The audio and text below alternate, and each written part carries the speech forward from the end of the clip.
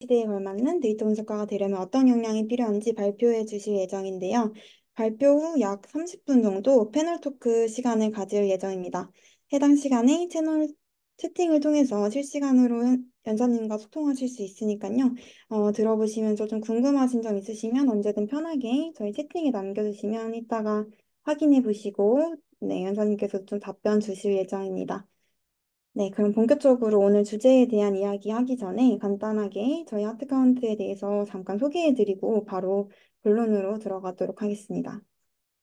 네, 저희 하트카운트는 모든 현업을 위한 데이터 분석 시각화 툴입니다.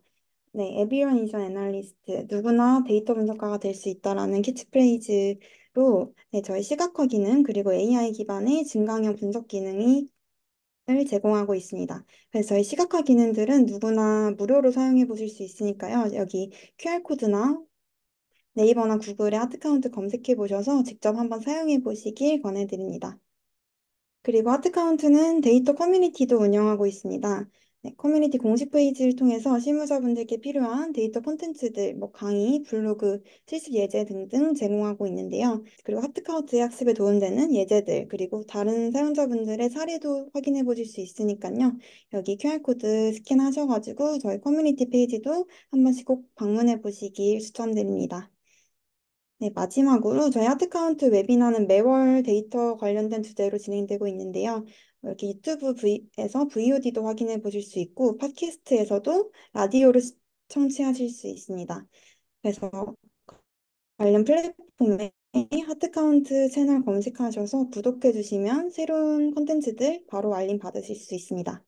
네, 그래서 저희 인트로 소개는 여기까지 하고 본격적으로 네, 슬기님의 발표 한번 들어보도록 하겠습니다. 네, 안녕하세요. 잘 들리시나요? 네. 네, 그러면 시작해 보겠습니다. 저는 포커스 미디어 데이터 전략팀 팀장 강슬기라고 하고요. 오늘 그 AI로 대체되지 않는 육각형 데이터 분석가 되기라는 주제로 발표 준비했습니다. 저는 오길비 그리고 레오버넷에서 디지털 캠페인 A로 근무를 한 후에 이노션에서는 미디어 플래너 그리고 스마트 미디어 랩과 포커스 미디어 둘 다 매체사인데 이제 매체 상품 기획이나 데이터 전략 그 분석 쪽 근무를 하고 있고요. 포커스 미디어는 아시는 분들도 있겠지만 아파트 엘리베이터에 엘리베이터 TV를 설치를 해서 유익한 정보와 광고 콘텐츠를 제공을 하고 있어요. 5개 광고 회사에서 드물게 좀 데이터 분석을 하고 있기 때문에 맨땅에 헤딩을 하거나 새로운 분석 방법을 개척할 일이 많았습니다.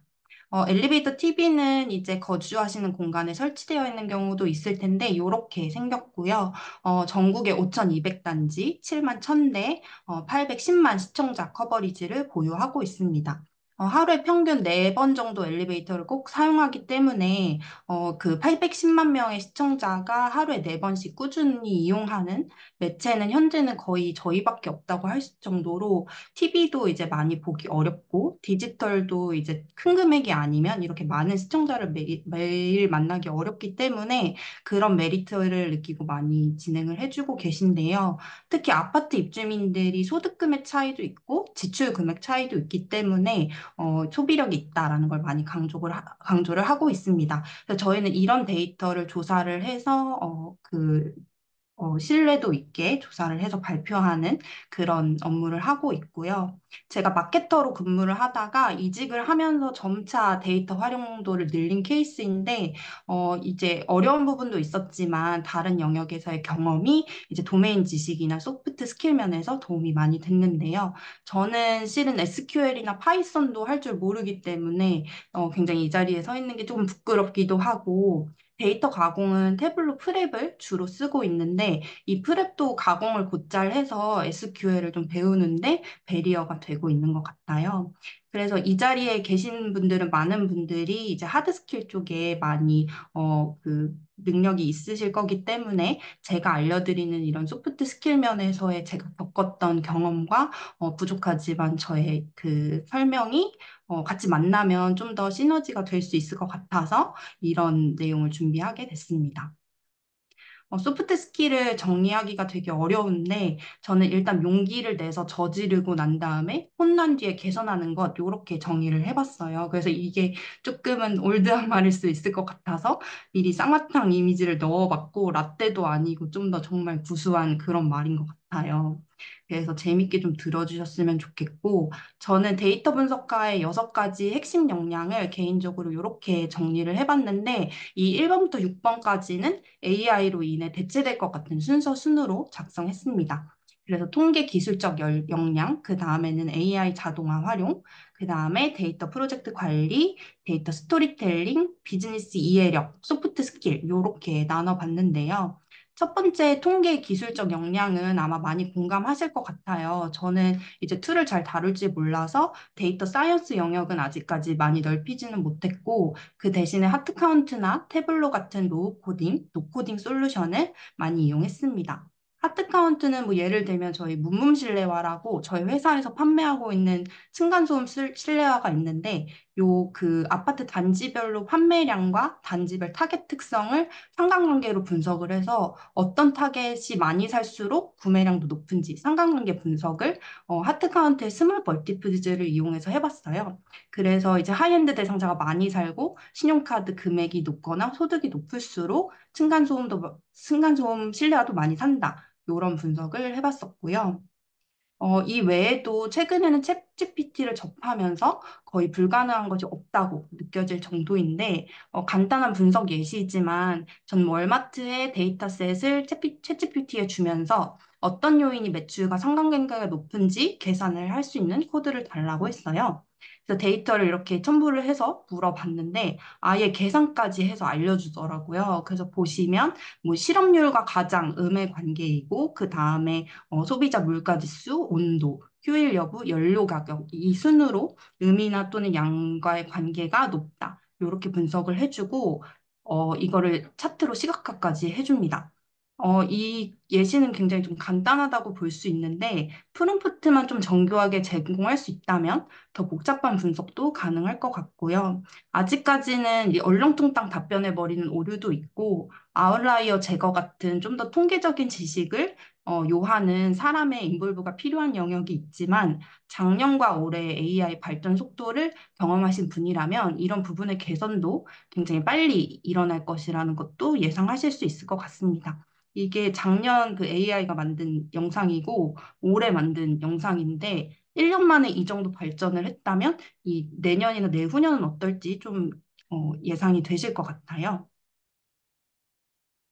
두 번째는 AI 자동화 활용인데 AI 활용에 대해서 아이디어를 내고 활용 프로젝트를 관리하는 것은 아직 사람의 개입이 필요하지만 AI를 가장 잘 이해하는 것은 AI이기 때문에 스스로 자동화할 것이다라는 시각도 있는데요. 예를 들어서 저는 최근에 챗GPT S를 이용해서 이런 서비스를 간단히 만들어 보았습니다. 엘리베이터 TV에 송출된 광고 소재들을 스터디해서 브랜드 정보를 넣으면 광고 카피를 자동으로 써주는 툴을 만들어 봤는데요. 하이선 도움을 받아서 엘리베이터 TV에 송출됐던 소상공인들의 영상을 썸네일로 한 번에 캡처를 했고요. 이걸 역시 그 제공해주는 코드를 이용을 해서 카피를 텍스트화 했습니다. 그래서 이것들을 이제 GPT 기능을 통해서 학습을 시키고 광고 카피 생성봇을 만들었는데요. 그래서 이제 그 브랜드에 대한 정보를 넣으면 자동으로 엘리베이터 TV 소재화할 수 있는 카피를 써주는 그런 서비스도 간단히 만들어 보았는데, 물론 1시간도 걸리지 않았지만 이런 전반적인 데이터 수집이나 아이디어까지 충분히 자동화될 수 있는 영역이라고 생각해요. 실은 저는 어쩌다 생각해서 한번 만들어 본 건데, 좀 더 AI는 이걸 해야 하는 근거부터 시작해서 좀 더 체계적으로 관리할 수 있는 거죠. 예를 들면 엘리베이터 TV 광고 상품 중에서 매출 개선 여지가 가장 높은 상품은 소상공인 상품. 근데 이게 허들을 느끼는 이유는 소재 마련. 그렇다고 한다면 내가 어떻게 도움을 줄 수 있지? 기존 수혜를 참고해서 카피를 써준다. 그래서 혼자 서버에서 영상들을 끌어와서 뚝딱뚝딱 만드는 거죠. 근데 제가 아이디어를 떠올리지 않고 이거를 실행을 하지 않아도 출근을 해보니까 우렁각시처럼 뚝딱 이런 서비스를 만드는 거예요. 그래서 실은 우선순위별로 뭐 30개, 40개 이런 아이디어를 다 만들어 놓으면 저희는 골라 쓸 수 있을 만큼 그 정도의 자동화도 가능할 거라고 생각을 합니다. 오히려 이렇게 AI가 원하는 대로 데이터를 마음대로 조합하고 어디서든지 쉽게 끌어다 쓸 수 있는 통합 데이터 환경 구축에 대한 수요가 단기적으로 늘어날 거라고 생각합니다. 제가 뜻하지 않았는데 좀 스무스하게 연결이 되었는데요. 그런 의미에서 데이터 프로젝트 관리가 또 중요해질 것 같은데, 이 데이터 프로젝트는 보통 통합 데이터 환경을 구축을 하거나 데이터 적재 시스템을 마련을 한다든지 데이터를 활용한 대외 서비스 개발 등에 해당합니다. 물론 PM이라는 독자적인 직무가 존재하지만 데이터 전문가가 이 PM로를 맡아야 할 때가 종종 생기는데요. PM이 데이터의 교통 정리까지 하기에 데이터에 대한 이해가 충분하지 않다면 데이터 전문가가 이 롤을 맡게 되는 것이죠. 데이터 PM도 그 다른 PM이나 마찬가지로 이런 그 스텝을 밟게 되는데 초반에 목적을 설정을 하고 기획을 한 후에 실행을 하고 모니터링 관리한 후에 마무리하는 이런 스텝을 밟게 됩니다. 많이 공감하시겠지만 초기에 빠르게 성장한 회사일수록 데이터가 엉망이 되는 경우가 많아요. 데이터의 정합성을 고민할 새도 없이 각 팀이 각자 도생을 하면서 업무에 필요한 스프레드시트를 마구 양산하기 때문인데요. 저희 회사도 동일하게 너무 회사가 빨리 크면서 각 팀에서 이제 만든 시트들이 각자 존재를 하고 이 시트끼리 연결도 되지 않는 그런 문제가 있었습니다. 그래서 이 팀별로 같은 항목인데도 똑같은 항목을 여러 팀에서 반복 입력을 하고 있고 또는 서술형으로 그 관리가 되면서 통계를 내기에 어렵고 그리고 이 데이터들이 다 모여 있지 않아서 아파트 단지 하나를 골라서 이걸 통합해서 보고 싶어도 볼 수가 없었습니다. 그리고 각각 구글 시트를 쓰기 때문에 데이터 변동 사항에 대해서 서로 공유하는 것도 어려웠습니다. 그래서 이런 데이터들을 정리하기 위해서 저는 데이터 통합 관리를 전문적으로 배우진 않았지만 학기 순서로 프로젝트를 진행을 했는데요. 첫 번째로는 일단 팀별로 사용 중인 시트를 다 받았고, 이 시트의 필드들을 한데 모아서 키값이 뭐가 될 수 있는지 각각의 관계를 설정을 하고, 중복된 필드와 불필요한 필드를 제거하는 작업을 했습니다. 그리고 키값에 맞춰서 데이터가 동시에 양쪽 업데이트가 될 수 있도록 데이터 입력 시스템을 설계를 했고요. 이런 입력 시스템에서 그 개개인이나 팀별로 알림과 권한을 조정을 했습니다. 그래서 데이터가 쌓이면 이걸 가지고 이제 모니터링 대시보드, BI 작업을 했고요. 굉장히 간단한 과정처럼 보이지만 데이터를 실제로 활용하는 부서와 정말 많은 커뮤니케이션을 했었는데요. 페인 포인트가 뭔지 파악을 하고 데이터가 지금 어떻게 연결되어 있는지 확인을 받고 시스템을 기획한 후에 설계가 맞게 됐는지 확인을 받고 구축 후에는 사용이 원활한지 확인을 해서 실 업무 프로세스에 맞게 매뉴얼을 같이 만들었습니다. 이런 작업들을 AI가 어떻게 대체하게 될지 궁금하실 텐데요. 현재도 이미 브랜드 소개만 입력하면 부서 설계뿐 아니라 부서에서 관리할 시트들과 필드들까지 AI가 정해주고 있습니다. 예를 들면 마켓컬리라는 회사가 있는데 이런 서비스를 제공해 조직과 조직별 필요한 데이터의 시트와 필드를 설계해줘. 이렇게 문의를 하면 아예 부서까지 설계를 해주고 부서가 쓰는 시트와 그 시트 안에 필드까지 다 정해줍니다.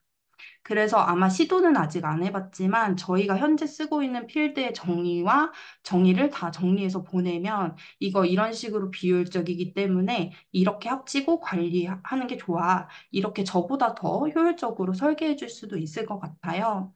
그리고 엔지니어링을 위한 코드도 AI가 직접 짤 수 있기 때문에 너네 데이터 지금 엉망이야. 설계 이렇게 해야 되는데 내가 입력 시스템을 만들어 줄까? 하는 날도 멀지 않은 것 같아요. 또는 AI 활용이 대중화가 되면서 아예 회사가 처음 설립할 때부터 AI의 도움을 받아서 데이터 구조를 짤 테니까 이렇게 저희처럼 이제 추후에 회사가 큰 후에 데이터 통합 프로젝트를 하는 공수도 많이 줄어들 것 같습니다.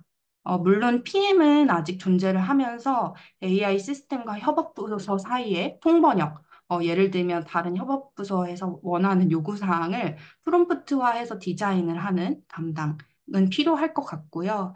AI가 구현하면서 만든 구멍을 채우고 연결하는 역할도 계속 필요할 것 같습니다. 이런 부분에서 이제 이따가 설명하게 될 6번 소프트 스킬 역량이 필요할 것 같습니다. 또한 작년 하트카우트와 데이터 바우처 사업을 진행을 했는데 5개 광고 타겟팅 분류 AI 자동화 프로젝트였어요. 여기서도 프로젝트 관리 스킬이 굉장히 많이 필요했는데요. 저희는 그 하트카운트 구다빈 서민님과 진행을 했는데 저희 별명을 갓다빈이라고 할 정도로 정말 서포트를 잘 해주셨어요.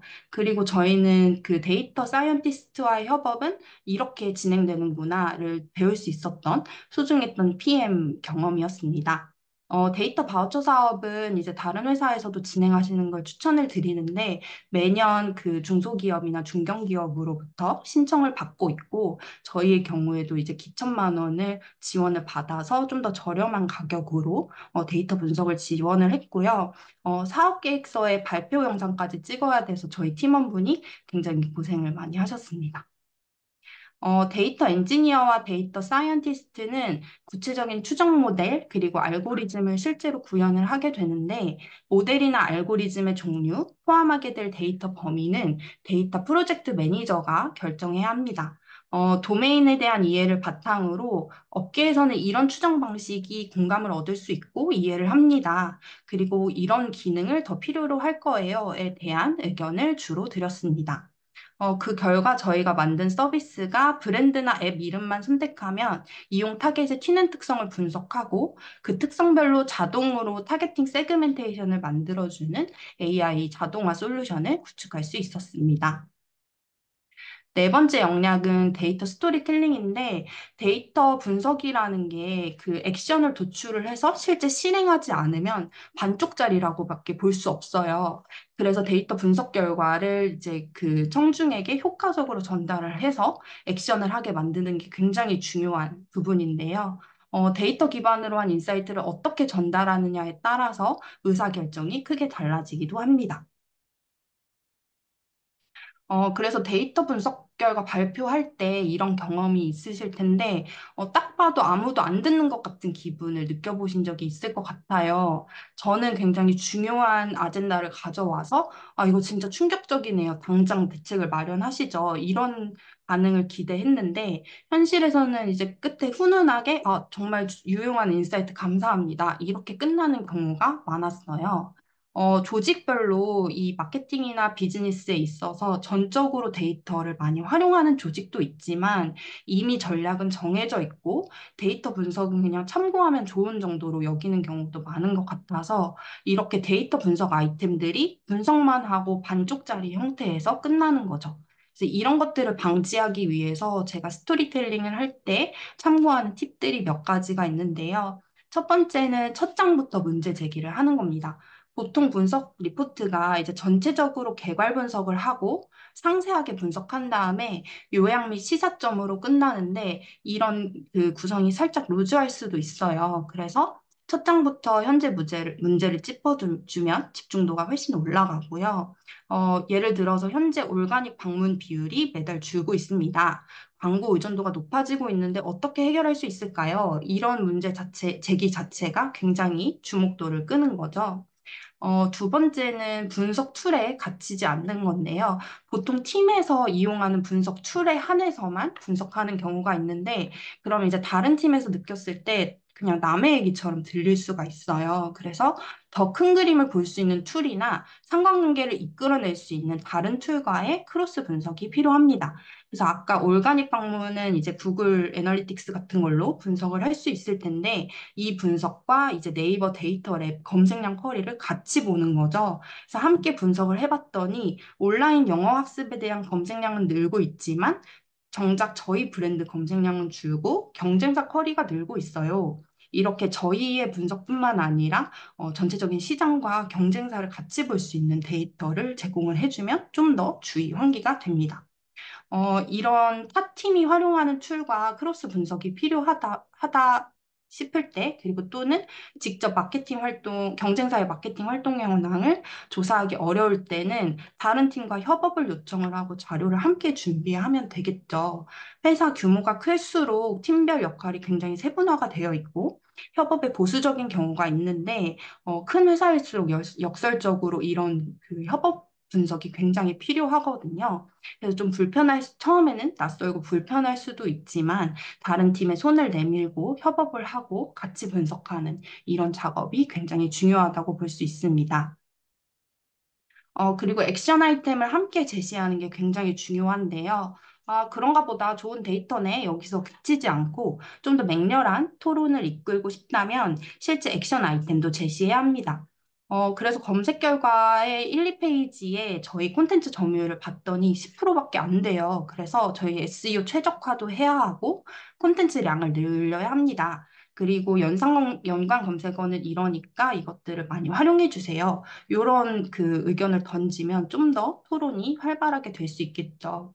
근데 여기도 마찬가지로 도메인 지식이 좀 부족할 때 어려울 수 있는 부분인데 여기도 마찬가지로 협업팀과의 사전 미팅을 통해 보강을 하는 게 좋습니다. 그리고 가장 중요한 거는 처음 만드는 자료부터 너무 어렵게 하면, 듣는 청중이 그 집중도를 유지하기가 어렵기 때문에 최대한 쉽고 간결하게 해서 이해를 먼저 유도한 후에 좀 더 상세하고 어려운 후속 논의로 이어지는 것이 좋겠습니다.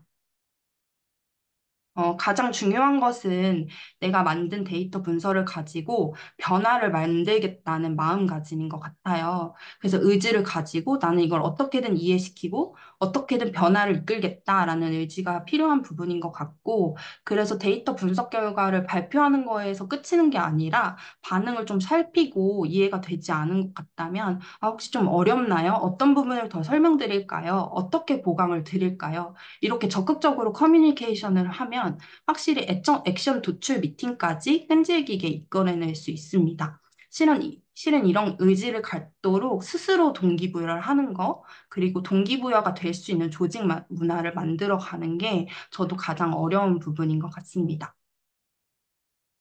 챗GPT를 써보신 분들은 알겠지만 웬만한 데이터 스토리텔링을 AI가 수행을 하는데요. 데이터만 넣으면 뭐 차트나 그래프 같은 것들을 다 읽어줘요. 근데 여기서 AI가 대체하기 힘든 부분은 청중에 대한 이해일 것 같아요. 이 사람은 뭘 이해하고 있지? 이 사람은 어디까지 이해할 줄 알지? 그리고 이 사람은 어떤 문제 제기에 더 반응을 하지? 이 사람은 평소에 어떤 커뮤니케이션 스타일을 가지고 있어? 같은 것은 사람이 캐치하고 스토리텔링에 적용할 수 있어야 하는데 이 부분에서도 실은 협업하는 사람과의 친분 관계가 굉장히 많은 도움이 됩니다. 아, 내가 같이 일을 해봤는데 보통 이런 거에 많이 관심을 갖더라. 이런 것들을 알고 학습하는 게 굉장히 중요하죠. 그리고 한 사례로 데이터 스토리텔링 능력을 발휘해야만 하는 프로젝트가 있었는데, 바로 아파트 입주민 페르소나 클러스터 9을 도출했던 한국지능정보사회진흥원 빅데이터 플랫폼 분석 지원 사업 과제였습니다.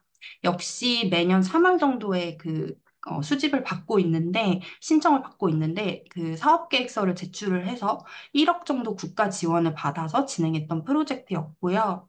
저희가 보유한 아파트 단지별 다양한 변수 데이터를 K민즈 비지도 학습을 통해서 문집 분석한 결과입니다. 제가 듣기로는 이 비지도 학습 로직 자체는 그렇게 어렵지 않고, 이렇게 아파트 그 5천 개 단지가 9개 그룹으로 나뉘었을 때, 이 그룹이 각각 어떤 특징을 갖고 있는지 분석을 해서 라벨링을 하는 게 더 어려운 단계라고 하더라고요. 그래서 이게 실제 분류된 분석 결과였는데요. 그룹별로 주 연령대라든지 소득과 소비 수준의 순위, 그리고 오프라인과 온라인 소비별로 많이 소비하는 분류 등등을 분석을 했습니다. 실은 이 표 자체는 크게 저희한테 줄 수 있는 스토리가 없는 상태였습니다. 그래서 여기서 이 단서들을 가지고 페르소나를 그려보았는데, 예를 들어서 1번 단지 그룹은 아파트의 1인 가구 비율이 높은데 사무직 비율도 높고 혼자 즐기는 취미를 많이 즐기더라. 그래서 전형적인 2039 자칫 타겟이다. 이런 결론이 있었고요. 이런 예시들을 이용을 해서 총 9개의 단지 그룹을 개개인의 페르소나인 것처럼 분석을 해서 재미있게 이제 크리에이티브 팀의 도움을 받아서 신도시 요즘 엄빠, 맹모백서 같은 재밌는 이름도 만들고 아이콘도 만들었어요. 그래서 이런 거 디자인할 때 데이터 분석 그 내용도 필요했는데 유아더 월드는 굉장히 돈이 많은 타겟이기 때문에 배경에 돈을 좀 더 날려주세요와 같은 데이터에 기반한 비주얼 피드백을 드리는 과정도 참 재밌었습니다. 그래서 이 수치적인 분석이 상상과 스토리를 만났을 때 훨씬 더 재밌고 와닿는다는 것도 느끼실 수 있을 것 같습니다. 다섯 번째 역량은 비즈니스 이해력인데, 데이터 분석과도 실은 전반적인 회사의 비즈니스 상황을 이해할 수 있어야 하는데요. 그래야 더 능동적인 분석 아젠다 발굴이 가능합니다. 실은 저희는 5개 광고 데이터 전략팀에서 데이터 드리븐 DOH 솔루션인 팩트, 포커스 미디어 애널리틱스 앤 컨슈머 트렌드라는 툴을 운영을 하고 있어요. 그래서 집행에 대해서 그 집행된 광고에 대해 시청률을 분석을 하고 이걸 얼마나 받는지 인지하는지에 대한 매월 서베이 조사를 하기도 하고 집행 후에 앱 사용률 증가나 전환 분석을 하기도 하는데요. 4명인 팀이 운영하기에 분석 수행 범위가 적은 양은 아니기 때문에 회사에서 이 범위 이상의 큰 역할을 기대하지는 않았어요. 근데 작년부터 저희 회사의 주 목표가 광고 판매 증진으로 집중되기 시작을 했고, 저희는 그래서 단순히 광고 효과 입증에만 집중을 해도 될까라는 불안함이 있었습니다. 저희도 좀 즉각적으로 세일즈에 기여해야겠다는 자각이 있었고요. 그래서 자발적으로 발굴한 분석 주제들이 몇 개 있었습니다. 첫 번째는 엘리베이터 TV가 효과적이다라는 걸 보여줄 수 있는 성공 사례용 데이터를 분석을 해서 배포를 했고요. 그리고 이제 영업 사원들이 영업 대상 브랜드를 발굴할 수 있도록 아파트 입주민들이 특히 많이 사용하는 브랜드를 분석을 해서 배포를 했습니다. 그리고 TV와 디지털 쪽 예산을 많이 가져올 수 있도록 TV와 디지털 대비 두드러지는 효과성 입증 자료를 제시를 했는데요. 예를 들면 동일 집행 금액으로 봤을 때 TV와 저 엘리베이터 TV 쪽이 커버리지 자체가 리치 차이에서 크지 않지만 프리퀀시는 3배나 높다라는 걸 입증을 한다든지 연령별로 성연령별로 그 시청량을 봤을 때 TV는 아무래도 50대 이상 시청이 많지만 엘리베이터 TV는 좀 더 고르게 시청한다, 이런 것들을 입증을 했고요. 또는 디지털 대비해서는 매체별 집행비 비중 자체가 저희가 더 적었음에도 엘리베이터 TV로 특정 브랜드를 접촉한 타겟과 디지털로 접촉한 타겟에 비해 인지 지표나 태도, 광고 접촉 빈도나 주목도가 더 높았다라는 것들을 입증하기도 했습니다. 이런 것들은 어떻게 하면 광고 판매를 높일 수 있을지 달성하기 위해서 저희 팀에서 스스로 발굴했던 분석 주제이고요. 그래서 이런 분석팀은 하달되어 온 데이터 분석 요청뿐만 아니라 비즈니스 상황을 잘 보고 있다가 스스로 분석 아젠다를 찾을 수 있어야 해요. 임원진이나 타 팀에서 데이터 팀 이런 데이터 있지 먼저 요청해 볼까 하는 경우는 거의 없기 때문인데요. 실은 데이터에 대한 리터러시가 높지 않으면 데이터 팀이 어떤 데이터를 가지고 있고 어떤 분석을 할 수 있는지 미리 알기는 좀 어려워요. 그래서 데이터가 많더라도 활용 기회를 많이 못 찾는 경우가 많고, 그래서 데이터 분석팀은 늘 비즈니스 상황과 전사 회의 아젠다를 경청을 해서 현재 문제 상황을 해결할 수 있는 데이터 분석이 뭔지를 계속 떠올려야 하고요. 개인적으로 저는 타 팀과 여기서도 또 나오는데 친분을 유지하는 게 굉장히 도움이 됐습니다. 요즘 뭐가 문제야? 어떤 데이터 필요해? 이런 걸 주기적으로 굉장히 많이 물어봤습니다. 이렇게 협업팀과 지속적으로 커뮤니케이션 하면서 발굴했던 또 하나의 연구 과제가 아이 트래킹과 뇌파 측정을 통한 콘텐츠 효과 비교였는데요. 엘리베이터 TV 다른 매체만큼 집중하는 거 맞아요? 세로형 광고는 하단 배너가 있는 게 좋아요? 없는 게 좋아요? QR은 넣어요, 말아요? 이런 질문들이 굉장히 많았어요.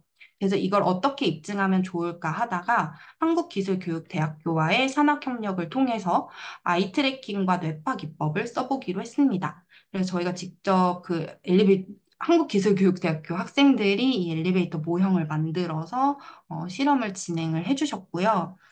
뇌파는 개개인별로 편안할 때와 집중할 때 주파가 다 다르기 때문에 개개인별로 측정을 해서 임계치를 다 다르게 설정을 하고 실험자의 집중 여부를 그에 따라 판단을 했습니다. 그리고 아이 트래킹은 엘리베이터 TV에 그 카메라를 장착을 해서 눈의 움직임을 영상 내 좌표로 환산을 했고요. 그 결과 가까이에서 시청하는 모바일 광고만큼은 아니지만 TV 광고보다는 집중도가 비슷하거나 상회한다는 것을 입증할 수가 있었고요. 그리고 하단 배너가 있을 경우에 배너의 한 30% 정도는 시선이 분산된다. 그리고 QR코드가 있으면 이제 프로모션이나 할인 같은 게 있을 거라는 기대로 집중도가 높아지지만 상품 소개가 너무 많은데 QR코드까지 있으면 오히려 집중도가 떨어진다. 이런 러닝이 있었습니다. 마지막으로 여섯 번째 소프트 스킬인데요. 이미 앞쪽에서 많이 언급이 되기는 했어요. 이 소프트 스킬은 좀 정의하기 힘든데 보석을 만드는 과정을 데이터 분석과 하는 과정과 비교하면 좀 이해가 쉽습니다. 보석이 나올지 확실하지 않아도 삽을 들어야 해요. 실은 저희는 그 엘리베이터 TV 시청률 분석 시스템을 개발을 할 때도 워낙 최초 사례이기 때문에 이게 진짜 될까? 만약 시청률 해봤는데 TV보다 안 나오면 어떡해? 이런 걱정도 많았어요. 그렇지만 초기에 마음을 다잡고 프로젝트에 집중할 수 있는 그런 의지가 좀 중요하고요. 그리고 삽질은 올바른 곳에 정확하게 해야 하기 때문에 데이터가 어떤 게 필요하고 그 데이터들이 어디에 있는지 판단하는 능력이 필요합니다. 여기는 좀 최소한의 도메인 지식을 많이 필요하기 때문에 분석하고 싶은 분야가 있으시다면 좀 짧게라도 해당 업무를 경험해보는 것을 추천을 드리고요. 저희도 뭐 광고, 마케팅, 조사 경험 인력이 팀에 있었기 때문에 절대적인 수치 자체는 큰 의미가 없고 리프트를 입증할 수 있어야 돼와 같은 그런 목적의식을 가지고 데이터 분석을 설계를 했습니다. 그리고 원석은 잘 다듬어야 보석이 되는 것처럼 결측 데이터나 중복 데이터 제거, 데이터 형식 변환 같은 전 처리들을 좀 더 정확하게 수행할 수 있어야 하고요. 이런 거는 약간 분석을 하다 보면 이거 되게 쎄하다 이런 느낌을 많이 받은 적이 있었어요. 저희도 시청률 분석을 하면서 시행착오가 있었는데 수치가 되게 왜 이렇게 높지?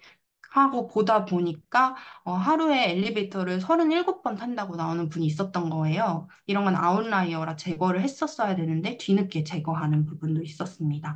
이런 것들은 실수를 또 많이 하고 경험을 많이 하면서 이 회사에 맞는 실수 안 하는 법을 배워갈 수 있을 것 같고요. 그리고 세공은 섬세하고 가치를 극대화할 수 있게 해야 하는데 준비가 된 데이터를 어떤 모델과 방법으로 분석할지를 알아야 해요. 여기서도 이론만큼이나 내가 세웠던 목적이 무엇이었는지를 기억을 해서 끝까지 관철을 하는 게 굉장히 중요합니다. 예를 들어서 아까 보여드렸던 그 비지도 분석도 어떤 로직으로 할지는 잘 모르겠는데 아파트 단지들을 그냥 여러 요소를 고려를 해서 유사도에 따라 분류해보고 싶다라는 그 목적을 설정을 하고 끝까지 집행을 했던 예시였습니다. 그리고 어떤 반지에 원석을 얹을지도 결정을 해야 하는데 예를 들어서 다이아몬드는 단단해서 백분과 잘 맞고 원석이를 감싸는 브론클로즈 형태가 잘 맞다고 해요. 그 데이터 분석 결과도 특성에 따라서 어떤 툴로 연계를 해서 분석을 할지 어떤 형태로 제공할지 결정하는 것도 굉장히 중요합니다. 예를 들면 저희는 분석자의 변수 자율도가 중요한 시청률 데이터는 대시보드 형태로 인문학적인 해석과 인사이트가 중요한 리포트는 백서 형태로 제공할 수 있는데요. 이렇게 청중을 감안한 그 분석 형태 결과 아웃풋을 고려를 하는 것이 좋습니다. 그리고 적합한 협업팀과 협업 회사를 잘 찾아서 저희 팀 자체가 일하고 싶은 팀이 되는 것도 이 단계에 속하는데요. 왜냐하면 데이터는 저희가 갖고 있는 것이 혼자 있을 때보다 다른 팀과 다른 회사의 데이터를 만났을 때 더 빛나는 경우가 많습니다. 그리고 보석처럼 데이터도 인증서가 필요한 경우가 있는데 데이터 분석 결과를 보여줄 때 굉장히 많이 받는 질문이 이 데이터 어떻게 분석하셨어요? 어떤 거 기준이에요? 신뢰도가 있나요?에 대한 검증 질문이 많아요. 이런 것들은 예를 들면 그 엘리베이터 TV 시청률의 경우에는 패널 수가 몇 명인지, 그리고 탑승과 하차를 어떻게 측정하는지, 그리고 콘텐츠별로도 볼 수 있는지, 표본이 정확한지 이런 질문을 많이 주시는데 이런 것들은 분석가도 상세한 프로세스를 잘 기억하고 있다가 조리 있게 설명하는 것이 중요합니다. 그리고 저희 팀은 이제 특히 그 데이터 분석 결과를 외부에 알리는 데 굉장히 집중을 하고 있고요. 이건 내 외부에 둘 다 하고 있는데요. 회사 내부에는 언제든지 열어볼 수 있는 자료실을 운영을 해서 내부에 그 같이 협업하는 분들이 데이터를 바로바로 열어볼 수 있게 좀 내비게이션을 제공을 하고 있고, 분석 요청 보드나 FAQ도 운영을 합니다. 그리고 주기적으로 저희가 분석한 내용을 공유하기도 하고, 대면으로 한두 달에 한 번씩 정규 공유 세션을 갖기도 합니다. 그래서 많이 참석을 해주시고 계시고요. 회사 외부로는 자체 채널, 블로그 브런치, 웹사이트 뉴스레터 등으로 콘텐츠를 많이 홍보하고 있고, 요새는 노션이 굉장히 잘 되어 있어서 노션에 이렇게 링크를 달아놓은 것을 웹사이트처럼 배포를 하고 있기도 하고요. 그리고 업계에서 많이 활용하는 방식이 고객의 정보 입력을 받은 후에 리포트를 전달을 하고, 이런 리드 확보를 통해서 꾸준한 커뮤니케이션을 하는 것을 많이 진행을 하고 있습니다. 작년에는 좀 소장 욕구를 불어일으킬 수 있도록 디자이너와 협업을 해서 하드카피, 소프트카피 리포트도 발간을 했고요. 이미 그 협회나 네트워크를 통해서 청중을 많이 보유하고 있는 네트워크와 협업을 해서 콘텐츠 마케팅을 하기도 했는데, 실은 이런 협회나 네트워크가 규모가 있더라도 콘텐츠를 찾고 계신 경우가 많아요. 예를 들면 뉴스레터를 매달 구성을 하면서 내용을 이제 마련을 하는데 부담이 있거나 강의 같은 웹이나 연사를 이미 찾고 있는 경우도 많은데, 그래서 먼저 연락을 해서 우린 이런 내용을 공유할 수 있으니 같이 해보시면 어떨까요? 이런 메일도 좀 용기를 내서 써보셔도 좋을 것 같습니다. 그리고 저희는 보도자료 덕도 많이 봤는데, 짧게 입주민에 대한 설문조사를 해서 굉장히 언론사들이 좋아할 만한 그런 주제들을 배포를 했어요. 예를 들면, 효도 콘서트 티켓은 누가 1위일까? 이런 것들은 뉴스 기사나 TV에서 많이 다루고 싶어 하는 주제인데, 데이터가 없는 경우가 많거든요. 그래서 이런 주제로 저희가 서베이를 아파트 입주민에 대해서 하고, 어, 거의 올가닉하게 모든 지면에 나가는 그런 효과도 있었습니다. 그리고 역시 협회에 연락을 해서 부스나 컨퍼런스 등으로 저희가 만나고 싶은 고객을 직접 만나서 홍보하는 것도 진행을 했었고요. 이거는 이제 일반적으로 부스를 열어서 상담만 받는 형태로는 거의 얻을 수 있는 게 없기 때문에 스탠딩 테이블을 설치를 해서 저희 솔루션을 직접 경험할 수 있는 그런 참여형 이벤트를 진행을 했습니다. 이렇게 리드가 좀 많이 모였을 때 저희 자체적으로 컨퍼런스를 진행을 했는데, 실은 이런 광고 회사는 광고 상품 설명회를 많이 해요. 근데 그렇게 상품 설명회를 한다고 했을 때 흥미를 가지고 오실 만한 분이 많지 않기 때문에 5개 광고의 데이터를 소개합니다라는 그런 주제로 많은 분들을 초대를 해서 컨퍼런스도 하고 퀴즈도 진행을 했습니다.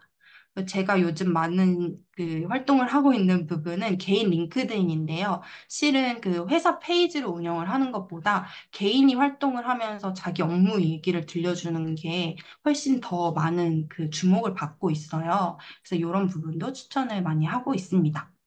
이런 부분이 진득하게 이제 데이터 분석의 정확도에만 집중을 하다가 여기저기 연락하고 콘텐츠를 만드는 게 쉽지는 않아요. 근데 제가 개인적으로 느낀 홍보의 효과는 뭐 회사 세일즈나 이런 게 오르는 것보다도 데이터 분석의 목적의식이 발전한다 굉장히 중요했습니다.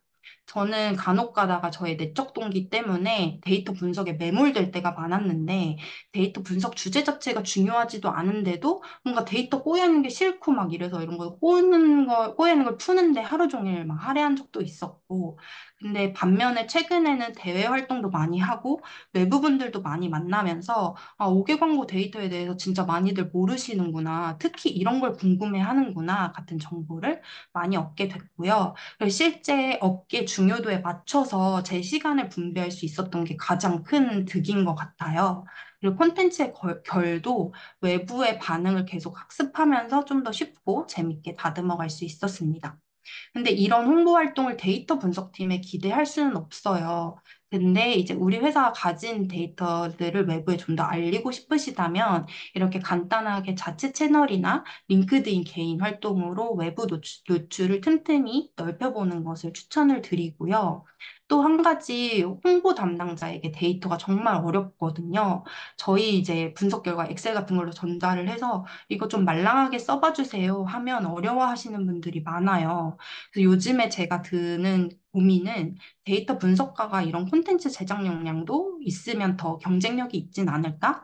또는 어려운 사스 기술이나 데이터 전문 콘텐츠 마케터가 나중에 생기지는 않을까? 이렇게 직무가 많이 세분화되지 않을까 하는 예상도 해보게 됐습니다. 그래서 데이터와 콘텐츠 양쪽에 좀 관심이 많다면 이렇게 데이터를 외부에 알릴 수 있는 작업을 많이 해보시는 걸 추천을 드리고요. 단순히 회사 홍보를 위한 접근보다는 말랑하고 소비하기 쉬운 데이터 콘텐츠 만드는 훈련, 데이터 스토리텔링 훈련, 그리고 다른 분들의 반응을 지켜보고 그것을 역시 콘텐츠에 다시 반영하는 훈련을 하는 것을 추천을 드립니다. 이 외에도 소프트 스킬이라는 게 굉장히 말로 설명하기가 어려운데, 저는 팀장의 시각에서 팀원들이 이럴 때 일을 잘한다고 느꼈어요. 예를 들면은 태스크 관리를 스스로 할 때, 시간 관리나 어떤 것들을 해야 하는지 잊지 않고 스스로 할 때 굉장히 많이 의지를 할 수가 있었고요. 그리고 굉장히 추상적이고 뭉뚱그려진 대화 속에서 내가 무슨 일을 해야 하는지 스스로 정의할 수 있을 때, 이게 굉장히 중요했습니다. 그리고 뚱뚱한 얼물을 잘게 쪼갤 수 있을 때, 이게 굉장히 과업이 커 보이면 미루게 되고 이제 그 뛰어들지 않게 되는 경우가 있는데, 이거를 하나하나 프로세스로 쪼개서 하나하나 태스크를 이제 도장 깨기 할 수 있는 그런 부분이 중요해 보였고요. 그리고 이 부분 많이 공감하실 텐데, 복잡한 커뮤니케이션의 실타래를 많이 잘 풀어낼 수 있을 때, 뭐 팀이나 다른 회사랑 얘기할 때 서로 다른 얘기를 하고 있는 것처럼 대화가 꼬여 있을 때가 있어요. 그런 것들을 이제 내용 정리나 간소화, 그리고 커뮤니케이션을 명확하게 해서 해결할 수 있는 사람. 요게 굉장히 중요했습니다. 근데 무엇보다도 만나서 논의하는 게 너무 중요한데, 특히 요새 콜포비아나 접촉포비아가 번지고 있어서, 왜 만나서 논의를 하지 않지라는 생각이 들 때가 많아요. 그래서 생각보다 메신저로 세네 번 오갈 내용들이 만나서 논의하면 한 번에 끝나고, 또 이제 메신저로 하게 됐을 때 갈등 상황이 될 만한 것들이 직접 얘기하면 스무스하게 넘어가는 경우가 많아서 초기 커뮤니케이션을 만나거나 통화로 하는 것을 굉장히 추천드립니다. 이런 것들이 잘 훈련된 팀원은 이제 좋은 성과를 받을 수밖에 없는데, 여기서 좀 플러스 알파라면 새로운 프로젝트를 발제할 수 있는 역량인 것 같습니다. 보통은 주어진 업무만도 제 기간에 끝내기 어려운 경우가 많지만, 제가 상황을 보니까 이런 데이터 분석도 추가로 필요할 것 같은데요? 라는 의견을 스스로 낼 수 있다면, 회사 입장에서는 미처 생각지 못했던 시각과 아이템을 찾아낼 수 있어서 굉장히 좋게 생각을 하는 것 같습니다. 결론으로 넘어가서 실은 이렇게 설명을 드려도 그래서 어떤 능력이 AI에게 대체되지 않는 건데에 대한 답변을 내리시기가 어려울 거예요. 왜냐하면 추상적이고 규정하기 어려울수록 AI가 대체하기 어렵기 때문이에요. 이미 규정할 수 있고 이제 이론으로 습득할 수 있다면 AI가 이미 습득을 했겠죠. 근데 그게 아니라 다양한 돌발 상황에 당황하거나 지치지 않고 꾸준히 해결하는 능력. 그리고 이론적으로 불가능해 보여서 AI도 뛰어들지 않는데 내가 일단 도전해서 언젠가는 해내는 능력. 그리고 다른 사람과 대화, 그리고 만남의 두려움이 없이 부딪히고 협업을 해내는 능력. 이런 게 필요한 것 같습니다. 특히 이제 AI가 나중에 데이터를 다 수집을 해서 프로세싱할 데이터들은 누군가 입력을 했거나 누구나 말을 하는 부분인데 속마음을 이제 털어놓지 않는 분들도 계시잖아요. 그래서 시스템의 데이터화 되지 않는 것들을 직접 만나서 어떻게든 캐낼 수 있는 그런 능력이 앞으로 좀 더 중요해질 것 같고요. 이런 부분은 타고나시는 분들도 있고, 저는 타고난 게 아니었는데, 이제 무조건 많이 해보는 그런 부분인데, 무조건 많이 해보는 것밖에는 해결되지 않는 부분인 것 같고요. 특히 새로운 협업하시는 분들께 말을 걸고 자신 있게 원하는 바를 설명하는 용기를 계속 연습을 해보시면 좋을 것 같습니다. 저도 이제 초년생 때는 팀장님끼리 미팅하는 동안 아무 말도 못하고 이제 수줍게 앉아 있었던 사원이었었는데 말실수도 해보고 이상한 요구 왜 하냐고 혼도 나보고 그러면서 용인되는 말과 행동의 범위를 체득하고 편히 많은 분들을 대할 수 있게 된 것 같아요. 그리고 이제 누구랑 언제 어떻게 다시 만날지 모르니까 최대한 많은 분들께 친절하려고 했더니 그런 분들과 나중에 프로젝트로 다시 만나서 좋은 협업을 하기도 했습니다. 문제 해결 능력도 마찬가지인데, 문제 해결 능력은 이제 100개의 문제 시나리오에 대해서 각각의 해결 방법을 미리 학습하는 건 아니고요. 맨 땅에 헤딩해 본 경험, 그리고 정말 해결이 안 될 것 같던 문제를 며칠 동안 이제 끙끙 앓고 해결해 본 경험, 이런 것들이 뇌에 길을 뚫어주고 있다고 개인적으로 믿고 있고요. 나는 뭐 그냥 해결 안 되는 거 해결하는 거 전문이지 라는 자신감이 붙는 순간 미루지 않고 추진하는 사람이 됩니다. 저는 개인적으로 이 부분을 2, 3년 차 안에 많은 경험을 통해서 얻는 것이 골든타임이라고 생각합니다. 될 것 같은 일과 안 혼날 것 같은 사람을 찾는 것이 인간의 본능인데요. 저도 저연차로 돌아간다면 실패할 것 같은 일과 혼낼 것 같은 사람일수록 더 많이 겪고 제 양분으로 삼았을 것 같아요. 저는 개인적으로 그 AI의 발전을 지켜보기 전까지는 무슨 툴 배우기, 자격증 따기를 연간 목표로 세웠었는데 최근에는 나의 영역과 전혀 관련 없이 생뚱맞은 영역에 발도 담가보고 새로운 사람을 만나보면서 돌발 상황을 많이 겪어보기가 새로운 연간 목표가 된 것 같아요. 그래서 결국에는 AI가 끝까지 대체할 수 없는 거는 기존 지식이 대체할 수 없는 돌발 상황을 다른 사람과 적극적으로 커뮤니케이션을 하면서 역량을 융합하고 해결할 수 있는 능력이 될 것이라고 좀 고리타분하게 예상해 보면서 이번 발표를 마치겠습니다. 네, 슬기님 너무 잘 들었습니다. 네, 슬기님께서 이제 분석가에게 필요한 하드 스킬부터 소프트 스킬까지 너무 알차게 잘 말씀해 주셨는데요. 네, 분석가가 이렇게까지 홍보 활동에 참여할 수 있구나 라고 한 번 더 좀 깨달을 수 있었던 시간이었던 것 같아요. 네, 그래서 이제 패널 토크 시간으로 넘어가 보려고 하는데요. 패널 토크는 여러분께서 미리 좀 제출해 주신 사전 질문들을 바탕으로 저희가 몇 가지 주제를 꼽아봤어요. 그래서 들어보시면서 좀 더 궁금한 점이 생기시면 채팅에 남겨주시면 저희가 또 답변 드리도록 하겠습니다. 네, 먼저, 네. 슬기님께서는 이제 광고 매체, 미디어 분야에서 일을 하고 계시는데, 네, 광고 미디어 분야에서 데이터 분석을 할 때 다른 분야와 좀 가장 큰 차이점이라면 어떤 것이 있는지, 무엇이라고 보시는지 한번 설명해 주시면 감사하겠습니다. 저는 다른 분야 데이터 분석을 많이 경험해 보지는 않아서 차이점이 맞는지는 잘 모르겠는데, 좀 귀에 걸면 귀걸이, 코에 걸면 코걸이라는 말에 많이 공감을 하실 것 같아요. 특히 성과 입증 같은 것들은 A 기준으로 성과가 안 보이면 B 기준으로 한다든지, 이런 이제 여러 방법을 찾는 창의력도 중요하지만, 어느 정도 엄격함에 대한 타협이 필요할 때가 있는 것 같습니다. 그리고 뭐 회귀 분석이나 모델링 같은 것도 마음에 드는 결과나 이미 결정된 마케팅 활동에 맞춰서 가중치 등을 조정할 때도 많고요. 그래서 분석 방법의 규칙이 딱 정해져 있는 게 아니라 업종마다 다르고 브랜드별로 달라서 좀 길을 잃은 듯한 느낌도 많고 도메인 지식 강조가 많아서 저연차분들이 더 어려워하시는 것 같아요. 그래서 저는 좀 다른 분야의 데이터 분석도 비슷한지 궁금할 때가 많습니다. 네, 알겠습니다. 네, 그리고 다음 질문으로 바로 넘어가 보면은, 네. 세기님께서는 또 링크드인에서 또 굉장히 팔로워를 많이 보유하고 계시는데, 이런 링크드인이나 뭐 브런치 스토리 이런 블로그에서 퍼스널 브랜딩을 시작하시게 된 계기가 있으신지, 또 이런 SNS 채널 운영하시면서 느낀 점이나 이런 걸 시작해볼까? 좀 비슷한 고민을 하고 계신 분들께 좀 드리고자 하는 노하우나 팁이 있으시다면 공유 부탁드립니다. 네, 저는 실은 육아휴직 중에 좀 이유 모를 불안감에서 시작을 했는데, 일단 아이들을 앞으로 먹여 살려야겠다는 그런 책임감하고 좀 커리어에 대해서 자신이 없어진 부분이 있었어요. 특히 마케터가 전문직인지가 굉장히 애매했던 것 같고, 데이터 분석도 앞으로 깊게 파보려면 공부할 게 굉장히 많기 때문에 그런 게 많이 불안했고요. 그래서 뭐라도 하려고 브런치를 시작하고 연재를 시작했는데, 굉장히 쉽고 실무적인 내용을 이제 연재했을 때 반응이 나쁘지 않더라고요.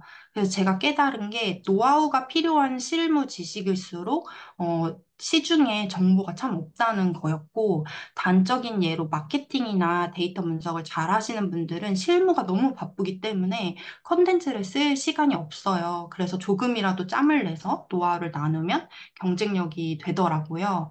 그래서 그 실무의 생생한 이야기가 귀한데 오늘 무슨 일을 해서 그 칭찬을 받았는지 어떤 분석을 하다가 막혔는지 이런 시시콜콜한 이야기들을 굉장히 궁금해하고 있어서 대단한 인사이트를 나눠야 한다는 부담감을 내려놓으시면 좋을 것 같고요.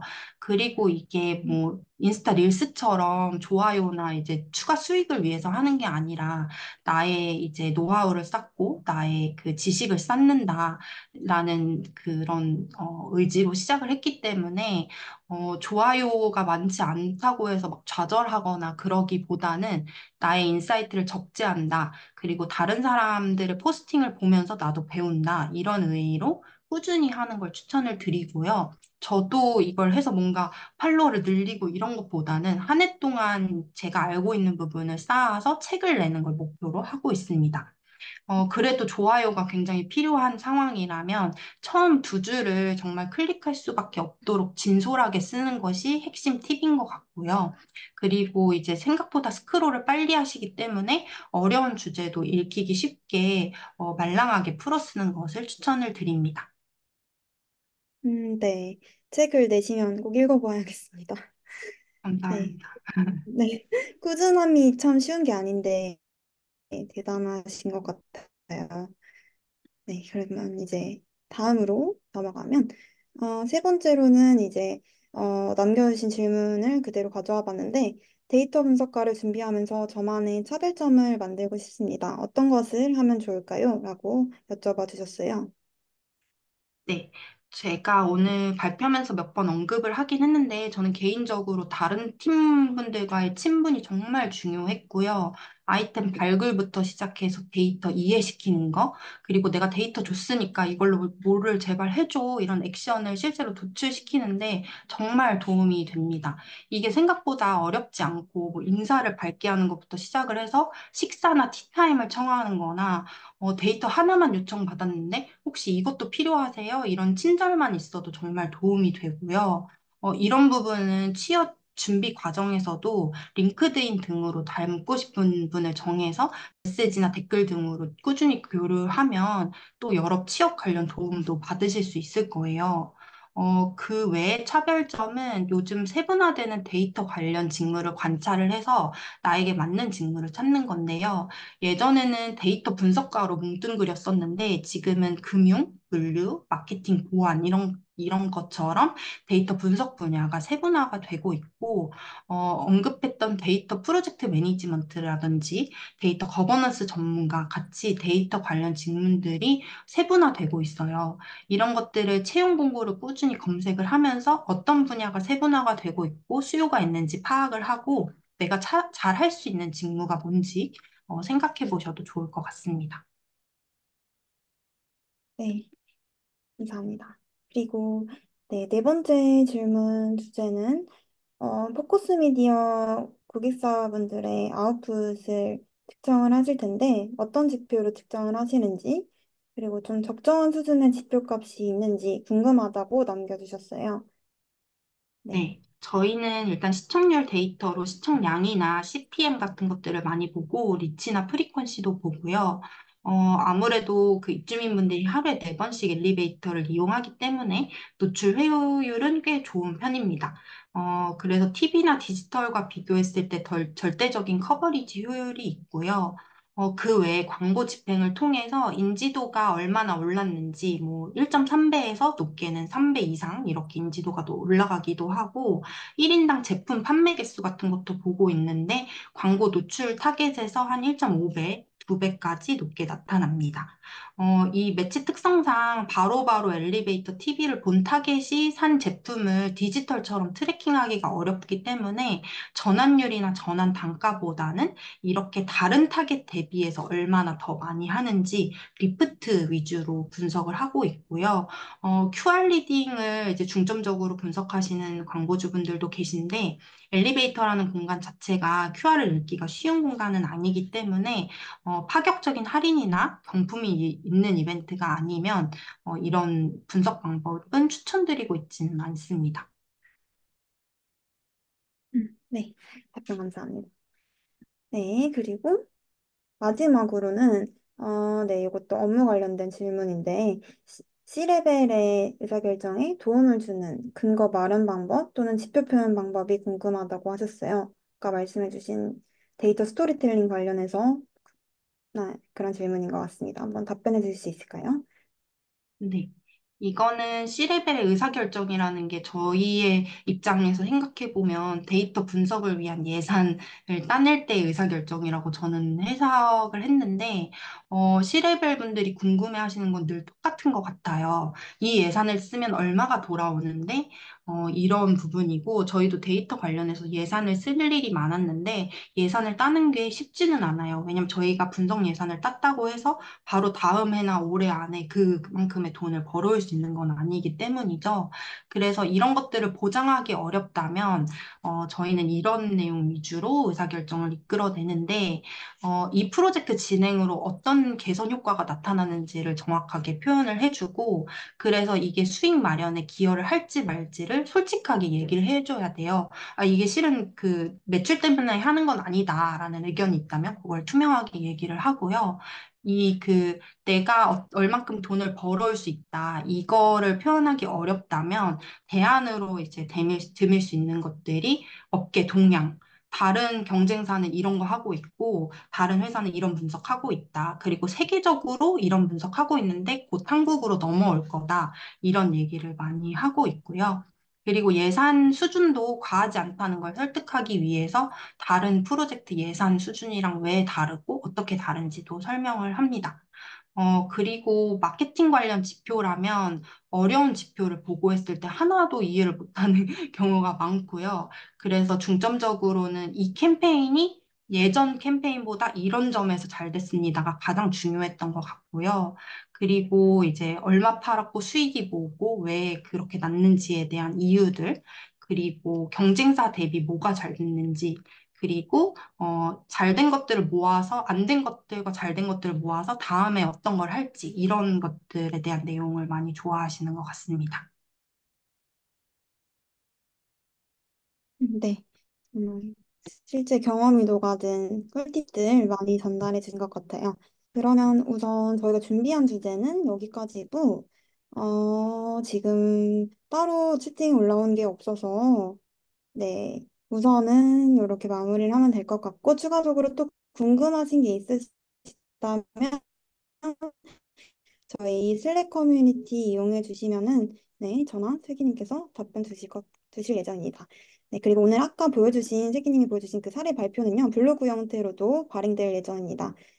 저희가 매주 화요일마다 새로운 콘텐츠 이메일로 보내드리고 있는데, 그 중 하나로 한 7월 중으로 네, 블로그 형태로 또 발행될 예정이니까요. 오늘 소개해드린 내용들 글로 한 번 더 복기해 보시면 좋을 것 같아요. 그리고 저희 VOD 영상도 7월 내로 또 유튜브에 올라갈 예정입니다. 그것도 제가 이메일로 같이 안내 드릴 예정이고요. 네, 그리고 저희가 블로그 후기 이벤트도 하고 있습니다. 하트카운트 웨비나가 유용하셨다면 네, 네이버 블로그에 어떤 부분이 유용했는지 이런 부분 남겨주시고 저희 폼을 제출해 주시면 100% 쿠폰 드리고 있습니다. 이 참여 방법은 VOD 안내드리는 메일에 자세히 설명드릴 거니까요. 그때 참여해 주시면 감사하겠습니다.